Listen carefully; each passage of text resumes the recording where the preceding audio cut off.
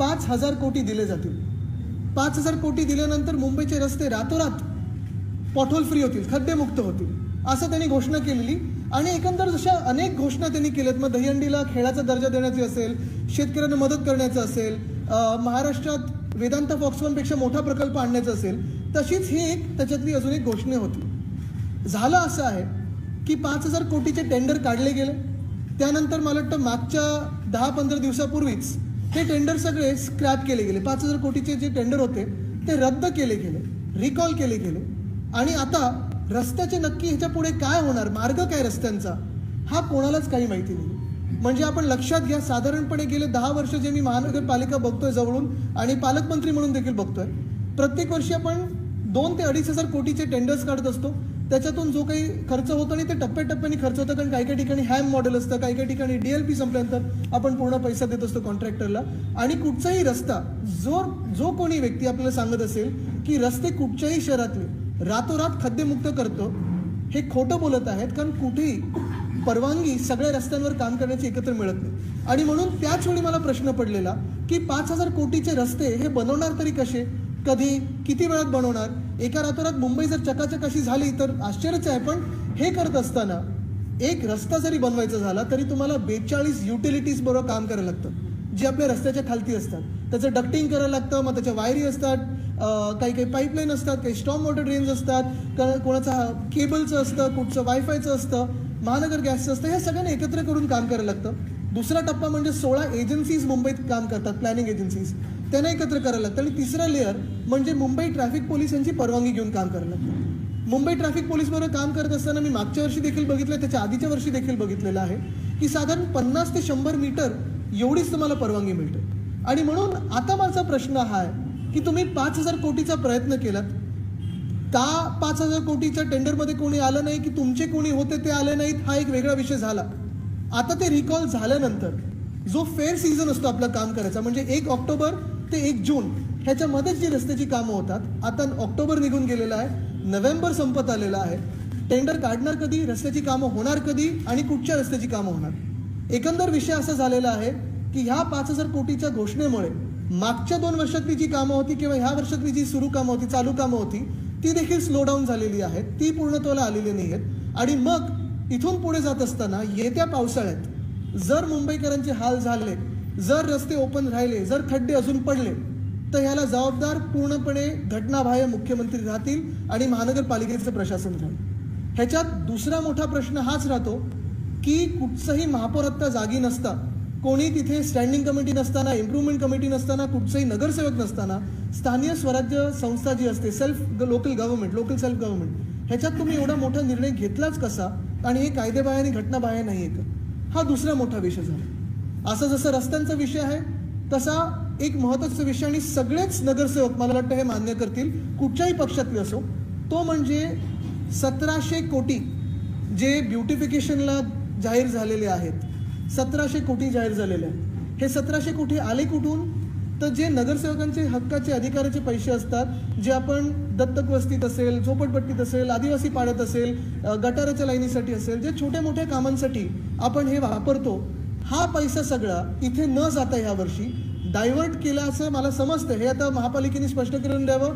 किंवा माझं तर मत आहे की जसं मी उद्योगासाठी घटनाबाह्य मुख्यमंत्र्यांना चॅलेंज दिलेलं की चला उद्योग का महाराष्ट्रातून बाहेर जात आहेत, वेदांता फॉक्सकॉनवर चर्चा करूया प्रेससमोर, तसं मी आज सांगतोय की प्रेससमोर येऊन घटनाबाह्य मुख्यमंत्र्यांनी 5,000 कोटीचे टेंडर का नाही नीट झाले, का रिकॉल केलं, रस्त्याच्या पुढे काय होणार, ह्याच्यावर सांगायला पाहिजे. आणि दुसरी गोष्ट म्हणजे हे 1,700 कोटी जे नगरसेवकांच्या हक्काचे होते, जे मुंबईकरांच्या हक्काचे होते, हे ब्युटिफिकेशनला डायव्हर्ट केल्यानंतर अजून एक महत्त्वाची गडबड ह्याच्यात अशी झालेली आहे, जे मी अनेक आमच्या प्रशासनातल्या अधिकाऱ्यांशी चर्चा करत आहेत, वॉर्ड ऑफिसर्स मला सांगत असतात की हे ब्युटिफिकेशनचा फंड जो वॉर्डात दिलेला आहे त्याला कुठेही गाईडलाईन नसल्यामुळे नक्की हा ब्युटिफिकेशन म्हणजे करायचं काय, ह्याच्यावर खूप मोठा प्रश्न झालेला आहे. अनेक ठिकाणी 2-3दा टेंडर काढलेले आहेत, रिकॉल केलेले आहेत. मला एक ह्या घटनाबाह्य सरकारला सांगायचं आहे की ब्युटिफिकेशन म्हणजे काय LED लाईट्स लावणं एवढंच नसतं.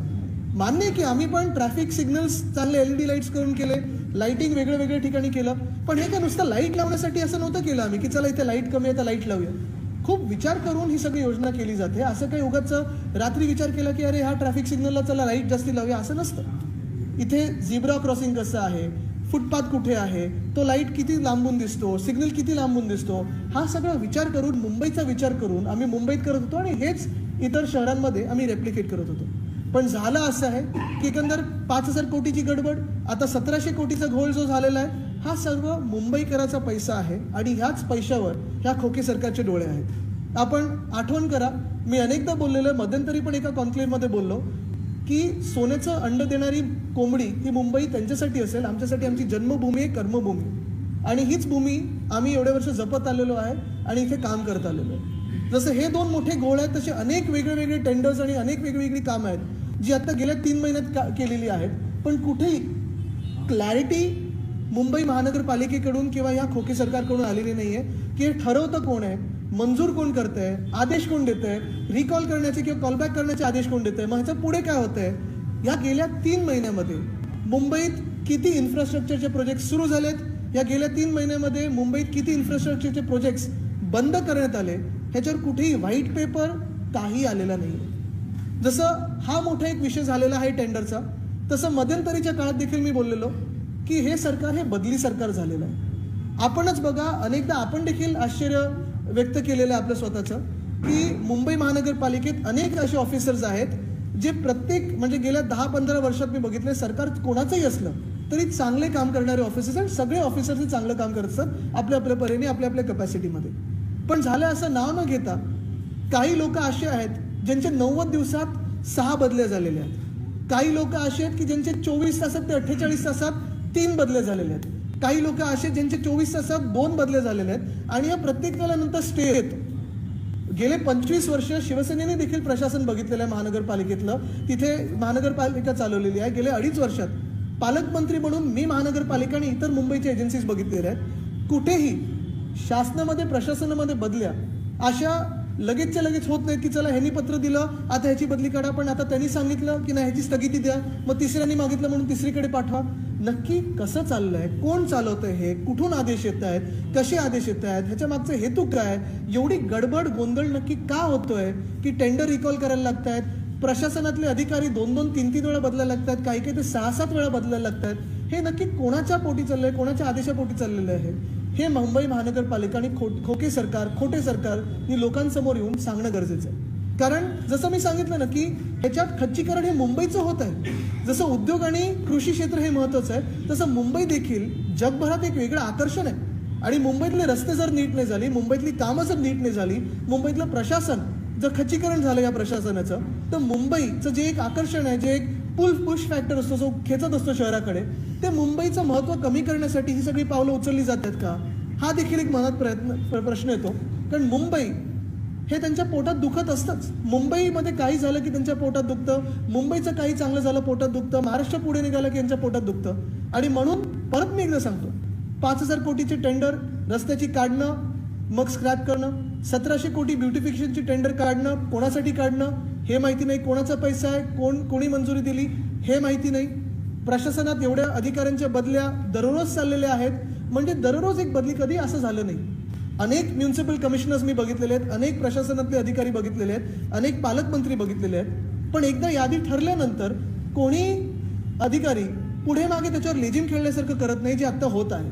आणि हे खरोखर दुःखदायक आहे की ज्या मुंबईला आम्ही एवढं पुढे आणण्याचा प्रयत्न केला, महत्त्व देण्याचा प्रयत्न केला, आमच्या सरकारमध्ये मुंबईतून मुख्यमंत्री होते, 5 मंत्री होते, त्याच मुंबईचं खच्चीकरण हे खोके सरकार करत आहे. का करत आहे हे आम्हाला देखील माहिती नाही. तसंच अनेक ज्या मी सांगितलं टाइमपास चाललेलं आहे, म्हणजे मुंबईत अनेक ज्या आम्ही चांगली कामं करत होतो. आपल्याला आठवत असेल हिंदमाता, यावेळी पाणी तुंबलं नाही, गांधी मार्केट पाणी तुंबलं नाही. तसंच पुढच्या वर्षी मिलन सबवेला देखील पाणी तुंबणार नाही, कारण तिकडची देखील टाकी पूर्ण झालेली आहे, वरचं आता स्लॅब येणं बाकी आहे. पण ज्या बाकीच्या गोष्टी आम्ही करू इच्छित होतो, जसं आज कालच मला वाटतं हिंदू सम्राट बाळासाहेब ठाकरे दवाखाना, ज्याची घोषणा महाविकास आघाडी सरकारमध्ये झाली, आमच्या बजेट स्पीचमध्ये झाली, त्याचं उद्घाटन हे खोके सरकारने केलेलं आहे. आनंद आहे, कोणी क्रेडिट घ्यावं, पण काम पूर्णत्वाला नेणं गरजेचं आहे, काम हे नीट होणं गरजेचं आहे, कुठेही मध्ये अडथळा येऊ नये ही आमची भूमिका असते. आत्ता जर आपण बघितलं तर मुंबईत 2-3 महत्त्वाचे प्रोजेक्ट्स ह्याची आत्ता काय स्थिती आहे हे कुठेच लोकांना माहिती नाही. मला आपल्याला पण माहिती नसेल. डिसॅलिनेशनचा जो मोठा प्रकल्प आपण आणणार होतो 1200 कोटीमध्ये साधारण 400 MLD पाणी. हा प्रकल्प स्थगित आहे की चालू आहे, टेंडरला गेलाय की नाही गेलाय, हा एक महत्त्वाचा प्रश्न आहे. दुसरं म्हणजे बँड्रा फोर्ट ते माहीम फोर्ट जो आम्ही सायकल ट्रॅक बोर्डवॉक करणार होतो त्याच्याही पुढे काही माहिती नाही. सिरी रोडला जो एक ट्री टॉप वॉकवे करणार होतो त्याच्याही पुढे काही माहिती नाही. माझ्या ऐकण्यात आलं की एक ठिकाण सोडून अनेक वेगळ्या ठिकाणी जिथे आम्ही व्ह्यूइंग डेक करणार होतो, जसं वाळकेश्वरला केलेलं किंवा इथे आम्ही चैत्यभूमीच्या बाजूला केलेलं आहे, त्याच्यावर स्थगिती आलेली आहे. मग ह्याच्यानंतर माहीम फोर्ट, माहीमचा किल्ला जो आहे तिकडचे सगळे वरचे झोपडपट्टी त्याचं पुनर्वसन करून जे सुरू झालेलं तिथे नीट माहीम, वरळी आणि बँड्रा ह्याचं जे आम्ही सर्किट बनवणार होतो किल्ल्यांचं त्याला स्थगिती आल्याचं मला कळत आहे. सेफ स्कूल्स, आता मी परवा देखील ट्विट केलं, सेफ स्कूल हा त्यावेळी तत्कालीन नगरविकास मंत्र्यांच्या सोबतच आम्ही प्रकल्प जाहीर केलेला. साधी सोपी गोष्ट आहे, शाळेच्या आजूबाजूच्या 500 मीटरच्या परिसरामध्ये मुलांना किंवा मुलींना बसमधून किंवा गाडीतून किंवा रिक्षातून उतरल्यानंतर शाळेत नीट जाऊ शकतात आणि येऊ शकतात. शाळेत गेल्यानंतर डायबिटीज चेकअप असतो किंवा मॅनेजमेंट टाईप 1चं, ऑप्थॅल्मॉलॉजी म्हणजे डोळ्याचा नंबर आहे की नाही, मेंटल चेकअप, डेंटल चेकअप, पण ह्याला पण स्थगिती आलेली आहे. थोडं दुःख या गोष्टीचं, भीती या गोष्टीची वाटते की जे शिक्षण आम्ही मुंबई महानगरपालिकेचं पुढे नेत होतो, ज्या शाळेंमध्ये आमच्या 12 शाळेंमध्ये CBSE, ICSE, IB, IGCSE या 12 शाळेमध्ये 4000 सीट्ससाठी 10,000हून जास्ती ॲप्लिकेशन आलेले, 1,00,000 या 3 वर्षात विद्यार्थी वाढलेले आहेत. 2-3 शाळा अशा आहेत जिथे राज्य सरकारची NOC पाहिजे पण ती पण अजून प्राप्त झालेली नाही आहे, त्याच्यावर स्थगिती आलेली. मुळात सेफ स्कूल असेल, टॅक्टिकल अर्बनिझम असेल, अंधेरी घाटकोपर लिंक रोडचं आमचं काम असेल, फुटपाथ नीट करण्याचं काम असेल, माहीमचा किल्ला नीट करण्याचं काम असेल, ह्या सगळ्या गोष्टींवर स्थगिती आल्यानंतर प्रश्न हाच पडतो की मुंबई महानगरपालिकेत आत्ता महापौर नसताना, नगरसेवक नसताना, कुठचीही कमिटी नसताना एवढी जी उधळपट्टी होत आहे ती कोणामुळे होत आहे, कोणाच्या आदेशावरनं होत आहे. खरंच मग ह्या संस्था स्थानिक स्वराज्य संस्था आहेत का, त्यांना त्यांचा वेगळा काही अधिकार असतो की नसतो, आणि मग हा पैसा जो मुंबईकरांचा जो आम्ही एवढ्या वर्ष जपून वापरला, जोपासून वापरला, आपण मुंबईची FD बघा आणि इतर शहरांची FD बघा, ठाण्यात सरप्लसमध्ये की डेफिसिटमध्ये हे बघा, हे सगळं इतर पॅटर्न मुंबईत यायला लागलेलं आहे का, ही आता भीती आम्हाला वाटत नाही. हा आतापर्यंत आपण म्हटलं की पैसा हा तर वापरला जातोय, पण ज्या निवडणुका होणं गरजेचं आहे त्या निवडणुका देखील होत नाही आहेत. त्या निवडणुका याच कारणासाठी केल्या पुढे ढकलल्या जात आहेत का की अप्रत्यक्षरित्या मुंबई महापालिकेवर सत्ता राज्याला राबवता येईल आणि अशा प्रकारचे मोठे टेंडर काढून ना. आता बघा ना, एक महत्त्वाचं म्हणजे गोरेगाव मुलुंड लिंक रोड, मी दोन्ही पुलाचं भूमिपूजन केलं, काही ठिकाणी उद्घाटन पण केलं, पण टनेलिंगचं जे काम होतं, जे टेंडर सगळं झालेलं ते सगळं बंद केलं, स्क्रॅप केलं टेंडर. कोणाच्या आदेशामुळे केलं, कोणाच्या विचारामुळे केलं, महापौरांची मंजुरी होती का, महापौर त्यावेळी होते का, नाही, मागच्या महिन्यात झालंय. मग मुंबईकरांचा विषय जो असतो, त्या स्थानिक स्वराज्य संस्थेचा विषय असतो, तिकडच्या नागरिकांचा विषय असतो. आता 1 वर्ष GMLRचा प्रोजेक्ट पुढे ढकलला गेला. हे कोणामुळे झालं, कशामुळे झालं, कोणाची राक्षसी महत्त्वांशाच्या मागे होती, हा मोठा प्रश्न आहेच.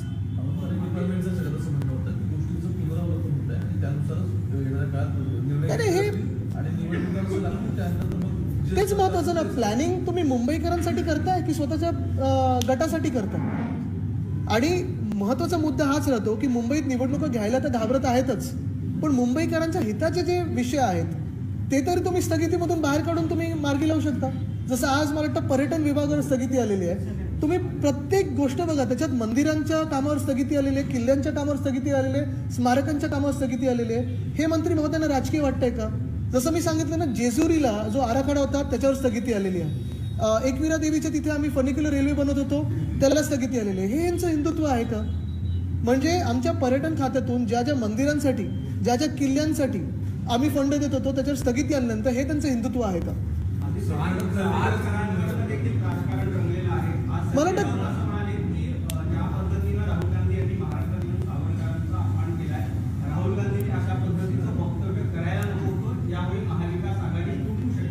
मला वाटतं जी भूमिका आहे ती काल उद्धव साहेबांनी आणि राऊत साहेबांनी स्पष्ट सांगितलेली आहे, त्याच्यावर मी बोलणं कितपत योग्य, कारण त्याच भूमिकेशी सर्व शिवसैनिक सहमत आहेत. पण आत्ता हा विषय जो आहे तो तेवढाच महत्त्वाचा आहे, कारण सध्याच्या स्थितीसाठी पण राजकीय पक्षांनी भांडायला पाहिजे. सगळे आपण 50 वर्षापूर्वी 100 वर्षापूर्वी कोण योग्य होतं कोण अयोग्य होतं ह्याच्यावर भांडायला लागलो तर भविष्यासाठी कोण भांडणार आणि आत्तासाठी कोण भांडणार? टेंडर निघालं होतं कम्प्युटर्स घेण्याचं, त्याचे प्राइसेस सगळे एक्सेसिव्ह असं दिसतंय. 80-85,000 रुपयाला एक प्रोडक्ट घेतला असं दिसतंय. आणि मोटिव्ह सारखी काय म्हणजे बल्ब ब्रँड घेतात. भाजपचं असं म्हणणं आहे की हे सगळे निर्णय होते हे आधीच सरकारमध्ये होते किंवा शिवसेनेकडे महापालिका होती त्यावेळेस झालेले आहेत आणि फक्त त्याचं एक्झिक्युशन. आता मुद्दा हाच आहे की जिथे त्यांना भल्याचं वाटतं तिथे करतात एक्झिक्युशन.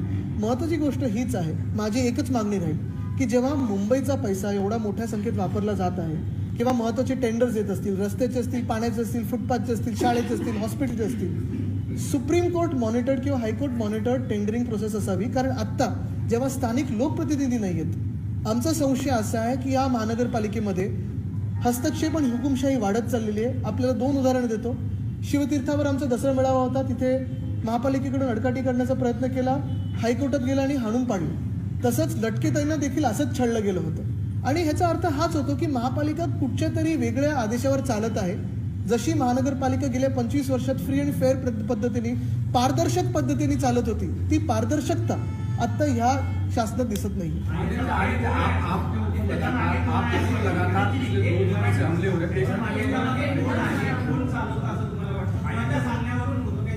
आता मूळ मुद्दा असाच राहतो की जेव्हा मुख्यमंत्री का महानगरपालिकेसाठी घोषणा करतात आणि ती घोषणा पूर्ण पण नाही करू शकत, तर एक ते मुख्यमंत्री किती सक्षम आहेत, दुसरं ते खरोखर घटनाबाह्य मुख्यमंत्री म्हणून कार्यपद्धत कशी आहे. कारण स्थानिक स्वराज्य संस्थांसाठी आम्ही मंत्री म्हणून मदत करू शकतो, पण जेव्हा एकतर्फी चालवला जातो, राजकीय हेतूने चालवला जातो, तेव्हा गडबड होते. आणि ज्यांना मुंबईबद्दल प्रेम नाही आहे, मुंबईमधून ओरबाडायचं आहे, त्यांच्यासाठी ही महानगरपालिका चालते का की मुंबईकरांसाठी चालते?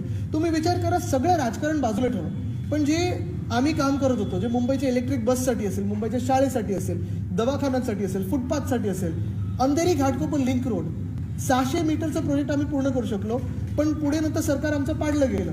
पण त्या 600 मीटरमध्ये आम्ही स्वतःचं काही करत होतो का? राजकीय ऑफिसेस बांधत होतो का? की माझे चेहरे तिथे मी लावत होतो? तिथे फुटपाथ नीट करत होतो, झिब्रा क्रॉसिंग नीट करत होतो, सिग्नलिंग नीट करत होतो.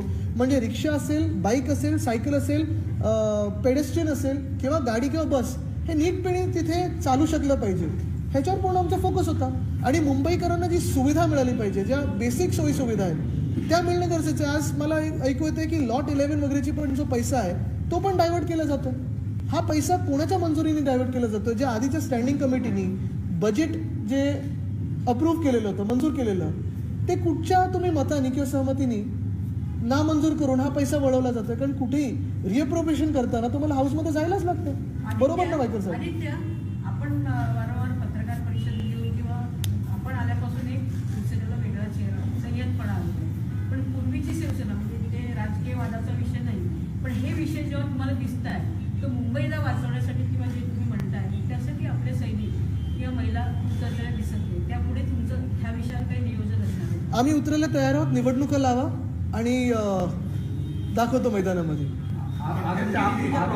तुमच्या काळामध्ये योग्य प्रॉपर्टी जे आहेत तर 30 ते 60 वर्षापर्यंत लीजला देण्यात आले होतं, मात्र या योग्य रीतीने लीज देण्यात आलेल्या नाहीत अशा पर्यटन मंत्री आता सध्याचे म्हणतात. नाही, काय आहे की लीज, स्क्वेअर फूट वगैरे त्यांना जास्ती माहिती असेल, पण आम्ही प्रत्येक निर्णय हा कॅबिनेट समोर नेऊन केलेला आहे. कारण हे सगळे निर्णय कॅबिनेट समोर होतात आणि ते लोकांच्या समोर असतात. त्याच्यात पण कन्सल्टंट आम्ही नीट टेंडर करून केलेलं, जे काय खुली चौकशी होऊ द्या ना. माझं पण हेच मत आहे की चला, आम्ही जी चांगली कामं केली होती, आता पर्यटनमधून मला कुठेतरी ऐकलं की 1.5 लाख कोटीची वगैरे संपत्ती आहे. असं संपत्ती वगैरे नसते ती. ते प्रॉपर्टीज हे सरकारचे असतात, रेव्हेन्यूमधून MTDCला मिळतं, ते परत रेव्हेन्यूकडे जातं. तुम्हाला ट्रान्सफर जरी करायचं असेल कुठच्या दुसऱ्या खात्याला तर रेव्हेन्यूकडे जायला लागतं. ही कार्यपद्धती आहे, ती थोडी समजून घेतली तर त्यांना पण कळेल की आम्ही जे करत होतो ते रितसर करत होतो.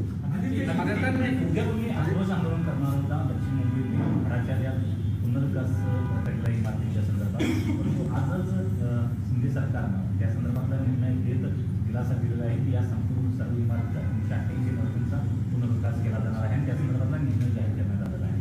काय आता ही घोषणा आहे, पण आता घोषणेवर त्यांनी अंमलबजावणी करावी. आणि ह्याच्यात महत्त्वाचं हेच आहे, परत बघा, आम्ही आंदोलन का करत होतो तर ते लोकांना मदत करण्यासाठी. आमचं कोणाचं तिथे वैयक्तिक घर नाही आहे, पण जसं हे आहे तसं शिवडीचं देखील आमचं BDD आहे. ते देखील प्रलंबित आहे. त्याच्यासाठी पण आम्ही केंद्रीय मंत्र्यांना लिहिलेलं, तिथून नाकार आम्हाला उत्तर आलं, परत आम्ही त्याच्यावर आंदोलन करणार आहोत. पण मुळात हीच गोष्ट झालेली आहे की प्रत्येक गोष्टीसाठी आंदोलन करायला लागतं का? वेदांता फॉक्सोनसाठी आंदोलन करायचं का? एअरबससाठी करायचं का? म्हणजे जे काम सरकारने केलं पाहिजे ते आम्ही आंदोलन करत राहायचं का? मग आम्ही होतो ते बरे होतो.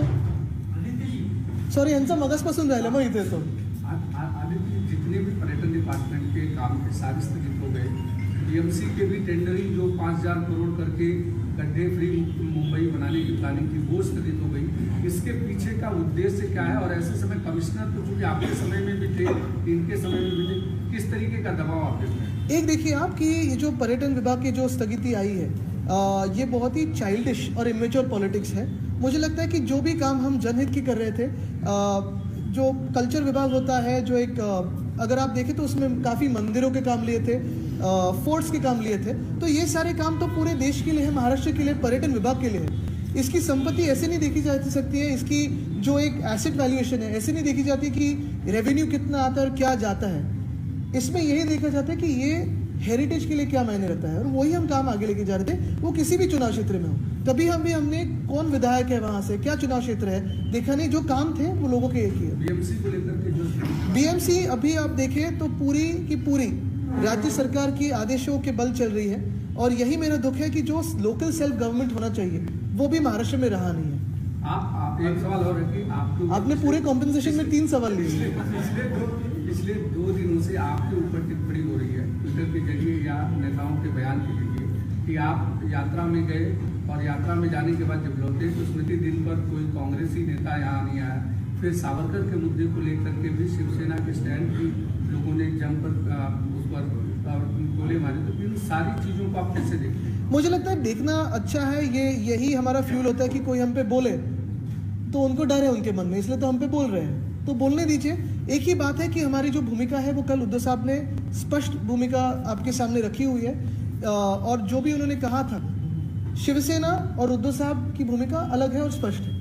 सर, महाविकास आघाडीचा प्रक्रियेतला गोंधळ आणि लांबलेल्या निवडणूक यासाठी न्यायालयात जाण्याचं ते मानस आहे किंवा पर्याय होऊ शकतो.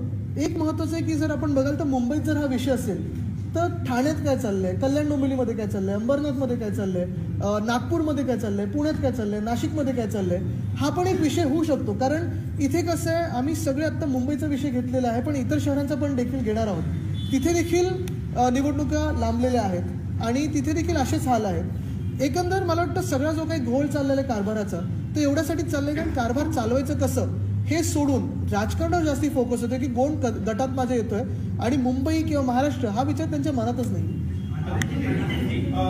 एनडीए गठबंधन को लेकर भी आपकी पहल यहाँ से लेकर दिल्ली तक रही है. गर्मजोशी के साथ आपने राहुल जी का स्वागत किया, लेकिन अब ये पूरा मामला विवादों में आ गया है. आपको लेकर जो है सभी पार्टियां, चाहे वो मनसे हो, कांग्रेस, शिवसेना हो या फिर बीजेपी, आपको लेकर शायद वो पेपर पढ़ते नहीं इसलिए उनको हमारी भूमिका स्पष्ट नहीं है. हम प्रेस का सम्मान करते हैं और प्रेस में कल भूमिका हमने स्पष्ट कर दी है. आदित्य जी सीएम है हेमंत बिस्वा, उन्होंने कहा है कि हर शहर में हफ्ता पैदा नहीं होना चाहिए, इसलिए 2024 में भी नरेंद्र मोदी पंतप्रधान होना चाहिए. नाही, त्याच्यावर तर मी काय बोलू, मी आता मुंबईवर बोलायला लागलो आणि हे विषय आहेत. आदित्य जी, आज जो है त्यांना तिथं शहरीकरणासाठी काही ॲडवाइस पाहिजे असेल तर देऊ शकतो. आज सुबह जो है संजय राउत जी ने साफ तौर पर ये संकेत दिया है कि वीर सावरकर हमारे लिए आराध्य हैं. अगर उनके बारे में कोई कुछ टिप्पणी करता है तो हम उसको मान्य नहीं करेंगे. राहुल गांधी को ऐसी टिप्पणी नहीं करनी चाहिए थी. अगर इस तरीके की वो टिप्पणी देते हैं तो हम महाविकास आघाड़ी में रहना है कि नहीं रहना, इसके बारे में विचार कर सकते हैं. फूट पड़ सकती है, ये शब्द का इस्तेमाल किया है, क्या कहेंगे? तो इस पर क्या कहूँ मैं, ये तो भूमिका है.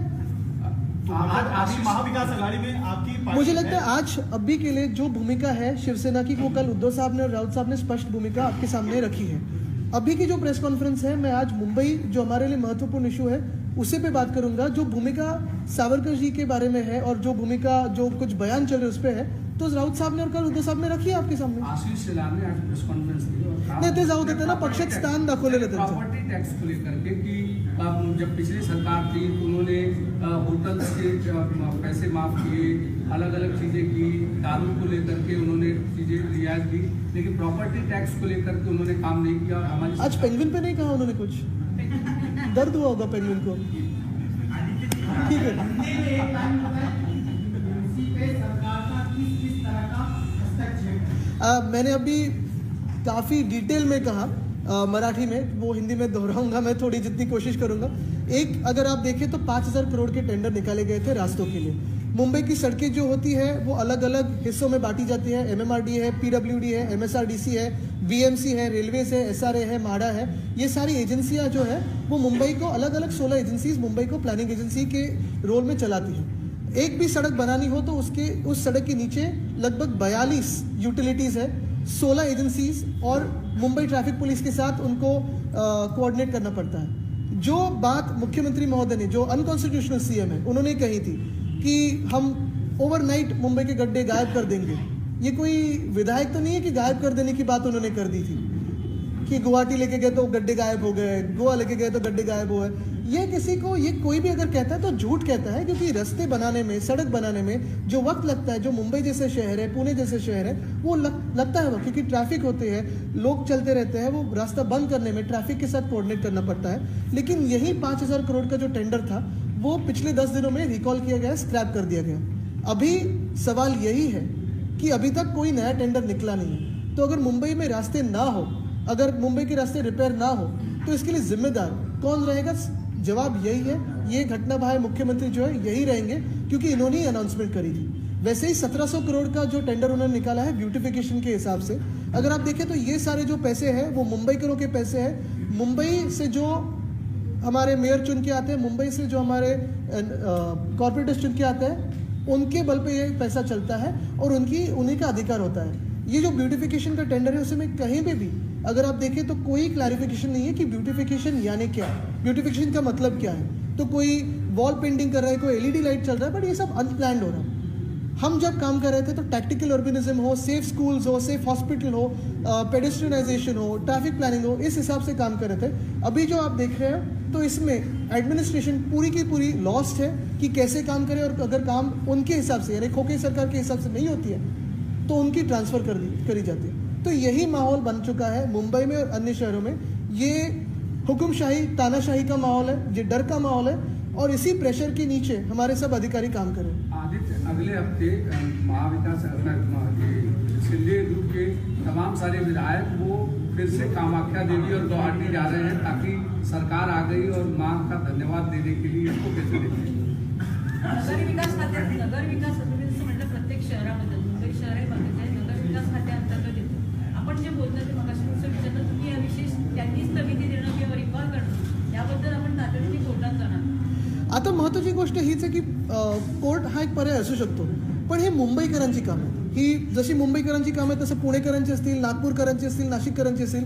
सेफ स्कूल्स जसं मी सांगितलं हे आम्ही महाराष्ट्रात करणार होतो। एवढी मंत्री तत्कालीन आपण कोण होते मला तरी आठवतात, ते आत्ताचे आत्तेच होते, त्यांना आठवत नसेल त्यांनी काय केलं ते। पण मूळ गोष्ट हीच आहे की प्रत्येक वेळी आंदोलन किंवा प्रत्येक वेळी कोर्ट हे करणं गरजेचंच आहे का? कधी ना कधीतरी आपण राजकारण बाजूला ठेवून जे आपल्या भवितव्यासाठी असेल किंवा आत्तासाठी असेल किंवा नागरिकांसाठी असेल हे आपण करू नाही शकत का? ह्याच्यावर फोकस नाही करू शकत का? उद्घाटन करणं त्यांचा अधिकार आहे। जसं काल पण हिंदू सम्राट बाळासाहेब ठाकरे दवाखाने स्कीम आम्ही आणली, उद्घाटन त्यांनी केलं। उद्घाटन करण्याचा, क्रेडिट घेण्याचा, पोस्टर लावण्याचा अधिकार पूर्णपणे त्यांचा आहे, पण कामं तो पूर्ण करणं। अभी भी कई प्रोजेक्ट ऐसे हैं आदित्य जिसमें कई अलग अलग विधायकों के लेटर्स जाते हैं और उस पर हर विधायकों के लेटर पर उनके अनुसार वो लिख दिया। प्रोजेक्ट है, फंड्स है, ट्रांसफर्स है, बहुत सारी मजा चल रही है वहाँ, अल्प आयु की मजा है।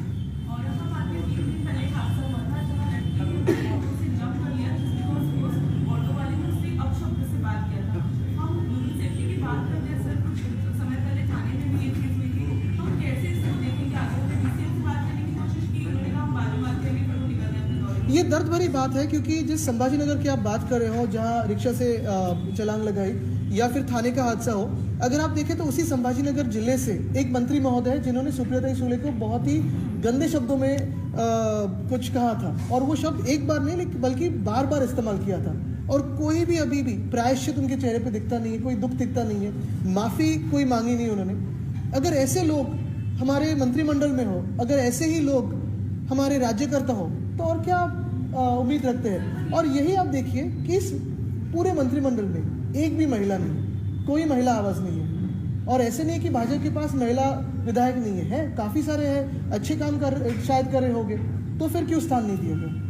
सर, पण आपल्याच विषय आता सत्तारांबद्दलचा होता, वाईट शब्द बोलण्याचा, त्यांना आपल्याच प्रवक्त्या अब्दुलबाईंना भेटायचं आहे किंवा असं बोलून लोकांच्या मनात शंका नाही नाही, शिवसेनेची भूमिका स्पष्ट आहे.